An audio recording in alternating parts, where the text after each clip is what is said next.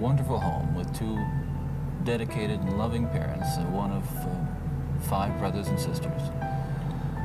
A home where we as children were the focus of my parents' lives, where we regularly attended church, 2 Christian parents who did not drink, they did not smoke, there was no gambling, there was no physical abuse or fighting in the home. That basically, I was a normal person. I wasn't some guy hanging out at bars or a bum. I wasn't a pervert in the sense that, you know, people look at somebody and say, I know there's something wrong with them, and just tell.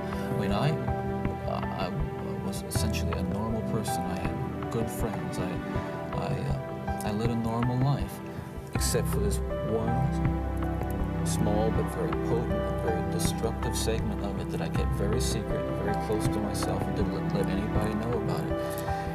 And part of the shock and horror for my dear friends and family years ago when I was first arrested was that there was no clue. They looked at me and they looked at the all-American boy. And it happened in stages, gradually. It doesn't necessarily, not to me at least, happen overnight. My experience with, I say pornography generally, but with pornography that deals on a violent level with the sexuality, is that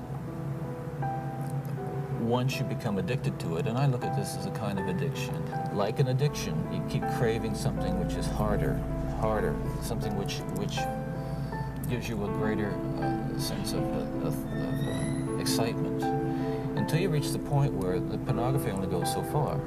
You reach that jumping off point where you begin to wonder if maybe actually doing it will give you that which is beyond just reading about it or looking at it. Listen, I'm no social scientist, and I haven't done a survey. I mean, I don't pretend that I know what John Q. Citizen thinks about this.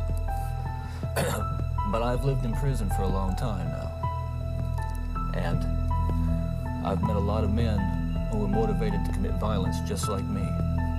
And without exception, every one of them was deeply involved in pornography, without question, without exception, deeply influenced and consumed by an addiction to pornography. There's no question about it. The FBI's own study on serial homicide shows that the most common interest among serial killers is pornography. Those of us who have been so much influenced by violence in the media, in particular pornographic violence, are not some kinds of inherent monsters. We are your sons and we are your husbands. And we grew up in regular families. And pornography can reach out and snatch a kid out of any house today. He snatched me out of my home. It snatched me out of my home 20, 30 years ago.